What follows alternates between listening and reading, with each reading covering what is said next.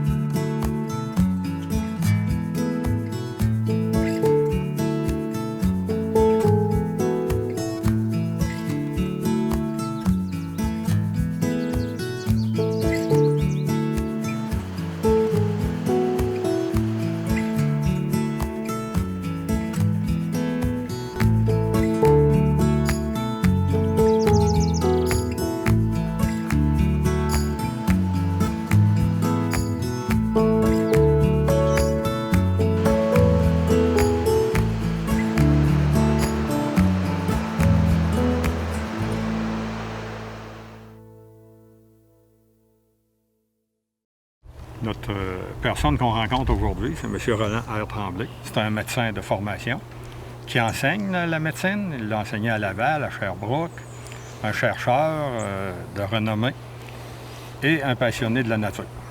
Et c'est surtout ça là, qui nous a amenés ici. Et son jardin représente très bien cette vie active, vivante, à la grandeur du jardin.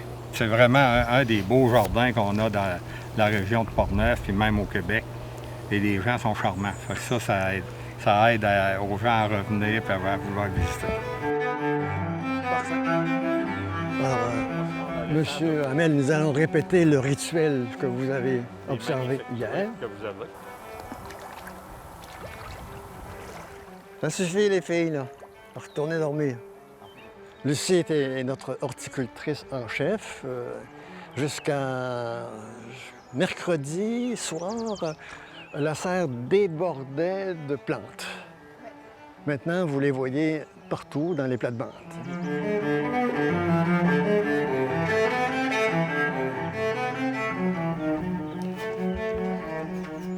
C'est un peu dangereux. Oui. Regarde la caméra pour poule. Hein? Bon. Faut retourner dans ta maison. OK. OK. OK. OK.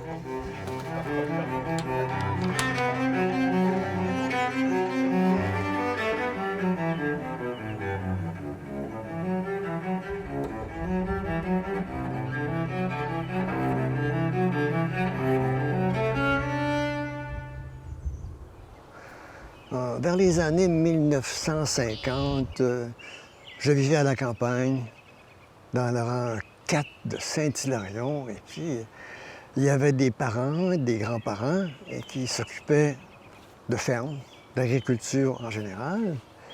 Et ma première rencontre, ça a été plutôt traumatisant dans le sens que il y avait à l'époque ce que mon grand-père appelait des manche-poules. Alors, le manche-poule attrapait les poules qui étaient en liberté sur la ferme, tout à fait normal que ça soit comme ça. Et une fois qu'il avait dégusté une ou deux poules, le grand-père devenait très irritable. Alors, il s'occupait pour mettre un piège et il attrapait le hibou. La suite des événements était traumatisante dans le sens que il y avait un four à pain très vieux, qui n'était pas très haut. Alors, il mettait le piège et le harfang sur le toit et nous disait « d'ici une semaine, il va être mort ». Alors, l'idée qu'il se faisait, avec le recul du temps, c'est que l'oiseau se déshydratait, il n'était pas nourri. Alors, pris de compassion, ma petite cousine Rose-Hélène et moi, on allait porter de l'eau discrètement au harfang. Il nous regardait, il tournait la tête. On ne l'a jamais vu boire, mais on sait que l'eau disparaissait. Est-ce que c'est par évaporation ou parce qu'il prenait une petite gorgée d'eau de temps en temps? Là, on ne le sait pas. Ça, c'était ma première unité de ce que j'appellerais de sensibilisation vis-à-vis de la souffrance animale.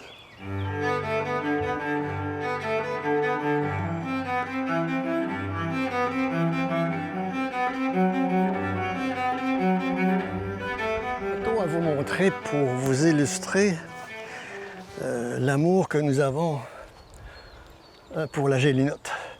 C'est en hiver. Vous voyez que la gélinotte, c'est un oiseau qui s'apprivoise bien. Oui. C'est ici, ça? Alors, on l'a relâché, évidemment. Merveilleux.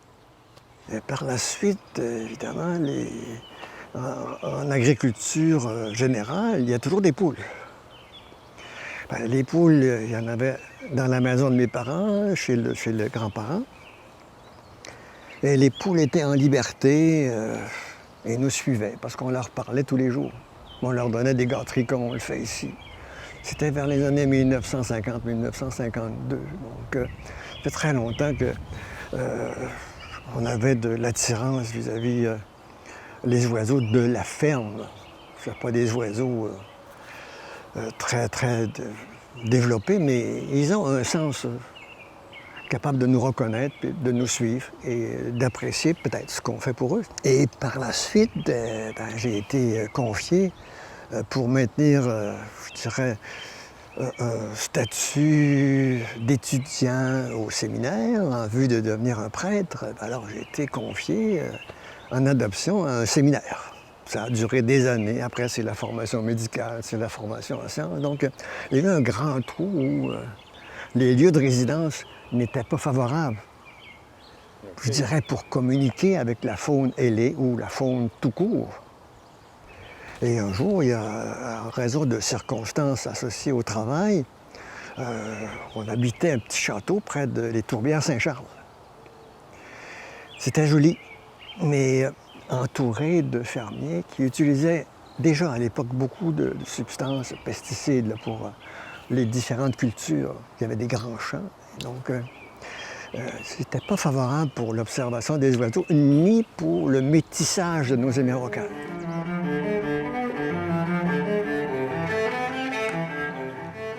Alors, l'hémérocale, c'est une plante que l'on développe depuis au moins une trentaine d'années.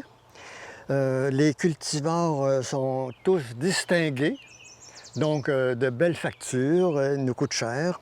Deuxièmement, on part d'un plant comme celui-là. Lorsqu'il est en fleurs, on utilise le pollen, c'est Lucie qui est responsable de ce programme d'hybridation-là. Et on va dire, lui devrait être métissé avec l'autre plant que l'on choisit d'avance. Et là, on hybride et on attend 3 ans pour voir quel sera le résultat final. 3 ans, il faut être patient. Oui, il faut être patient, c'est pour ça qu'on vieillit rapidement. On a toujours hâte à l'année qui suit. Et sur le nombre d'hybrides que Lucie va produire, disons une centaine, il y en a peut-être 2 ou 3 qui vont mériter d'être enregistrés à New York.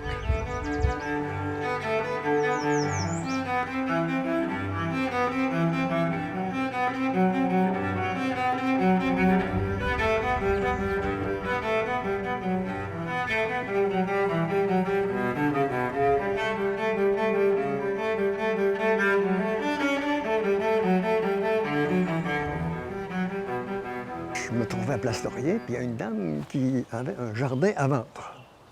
Alors, j'interpelle la dame, elle dit « Quelle est la nature? Qu'est-ce qu'il y a dans ce jardin-là? » C'est un jardin qui est ouvert au public, c'est un jardin qui comprend tous les éléments qui peuvent vous intéresser. Parce que vous me parlez d'oiseaux, vous me parlez d'eau, vous me parlez de végétation, de fleurs. Alors, cette brave dame me dit « Pour maintenir votre intérêt et puis qu'on conclue la transaction, j'ai une vidéo qui dure 1 heure. » Alors, on se donne rendez-vous, elle me présente les jardins qui avaient été initialement développés par M. Marcotte, comme vous le savez fort bien. La structure comme telle existait.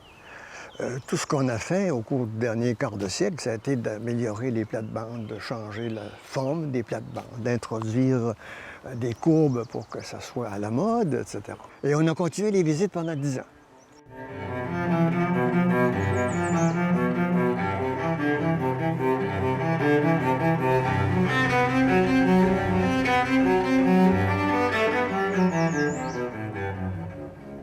La maison, ici, c'est un lieu qui est extraordinaire dans le sens qu'il y a beaucoup d'espace. Il y a l'air qui est pur. Il n'y a pas de contaminants dans les environs. Il n'y a pas d'agriculture intensive, ce qui fait qu'on n'a pas je dirais, de pesticides dans les environs, peut-être un petit peu plus vers l'est, là, mais c'est pas important. Donc, on a des insectes. Ce qui est formidable, on ne peut pas penser, regarder, observer, nourrir des oiseaux uniquement avec des graines. C'est ce qu'on fait en hiver. En hiver, il y a une grosse population qui se réjouit. On mettait nos mangeoires habituellement à côté de ce tilleul.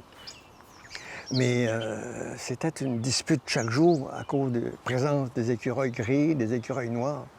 Et il y en avait parfois 5 ou 6 là, qui se chicanaient autour des mangeoires. Donc, on a pris l'initiative de suspendre nos mangeoires dans la fenêtre avant de la maison. C'est une grande fenêtre. On les suspend après la gouttière.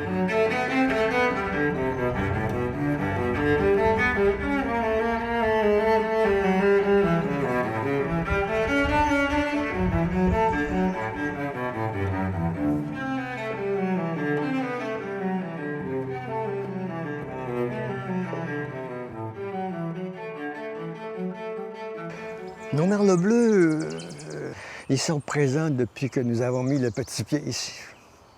À chaque année, nous avons 2 ou 3 maisons qui sont occupées par le merle bleu. L'arrivée du merle bleu signifie pour nous un moment particulier de la saison, forcément.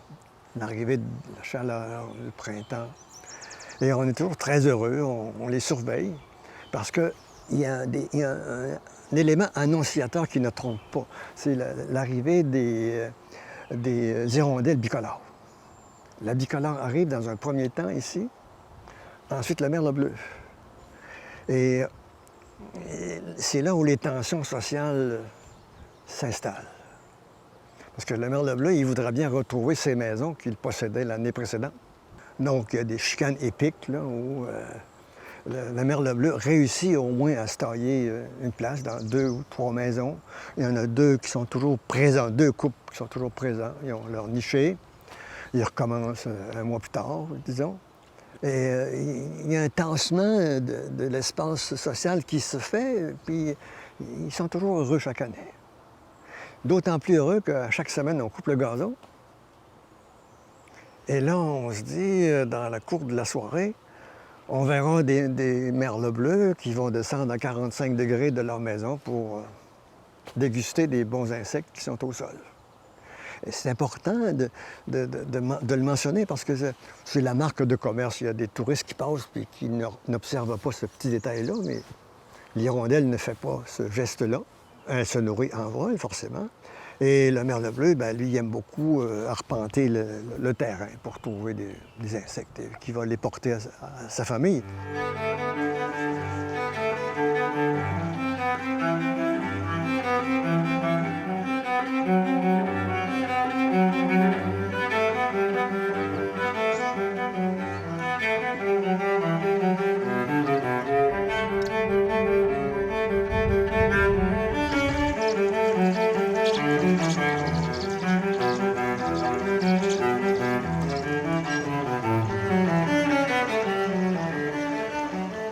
On a donné des maisons aux voisins, ce qui fait que ici, chez M. Luc, et chez l'avocat à côté, bien, ils ont des maisons, puis ils accueillent aussi des merles bleus.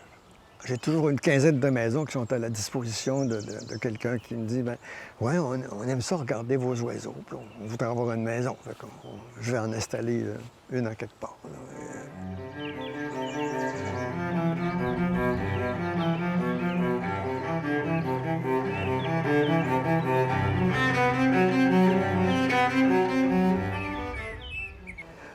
Vous avez remarqué ce matin qu'il n'y a pas de corneille ni de... Absolument pas. On entend le chant des oiseaux. Oui. Pourquoi? Parce que l'hirondelle bicolore s'occupe de chasser les corneilles. C'est un très beau spectacle aérien. C'est aussi bien que les snowbirds canadiens, là. Elles se mettent 4 ou 5 autour de la même corneille. Regarde là. Dégage. Ça, c'est notre territoire.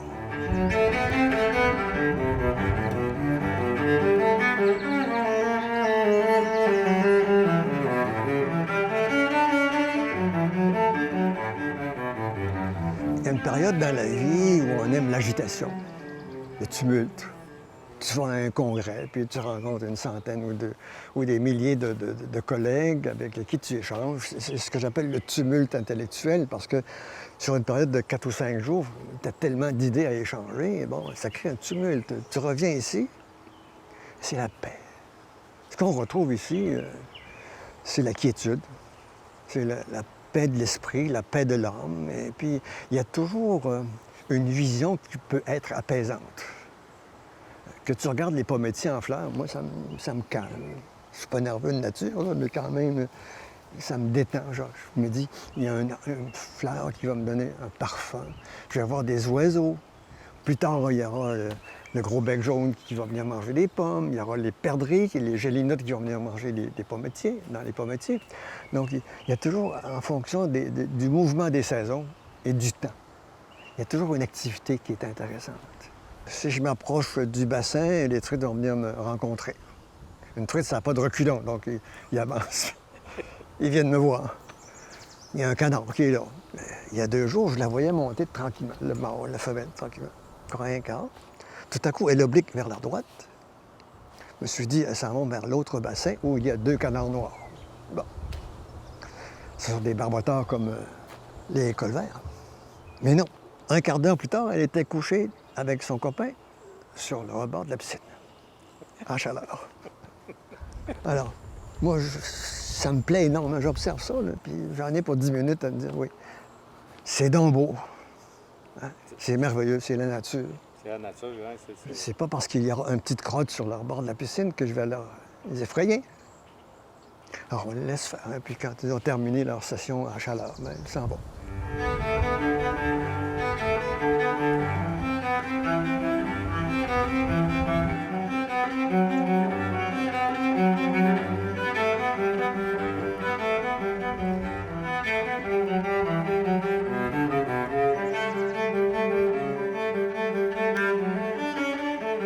Ici, des arbustes qui dégagent une odeur extraordinaire. Là, c'est le Philadelphie, ça. Là, ils ne sont pas en fleurs du tout. Hein. Certains disent on ne touche pas aux maisons, on ne fait pas de propreté. Pourquoi? Quelle est la raison qui est invoquée? C'est que si vous avez un oiseau qui a construit un nid et qui a déjà 4 ou 6 cm de matériaux et qui n'a pas eu d'infection, il n'y a pas eu de mort, vous laissez ça en place. Si vous avez des maisons qui ont une porte d'entrée ou d'accès, c'est incroyable, regarde ça, une porte d'accès qui est trop haute, bien, si le nid est à peine de 3 ou 4 cm, les jeunes ne peuvent pas sortir. Puis il y a des personnes qui ne mettent pas de grillage pour que l'oisillon puisse monter tout doucement vers la sortie. Alors, il y a des morts à cause de cette situation où la maison est trop bien entretenue. Alors que si vous partez avec un fond de 4 cm, bien, les oiseaux ils peuvent se montrer la tête et puis ils sont nourris plus facilement. Donc, 2 écoles de pensée. Quelle est la meilleure? Je ne sais pas.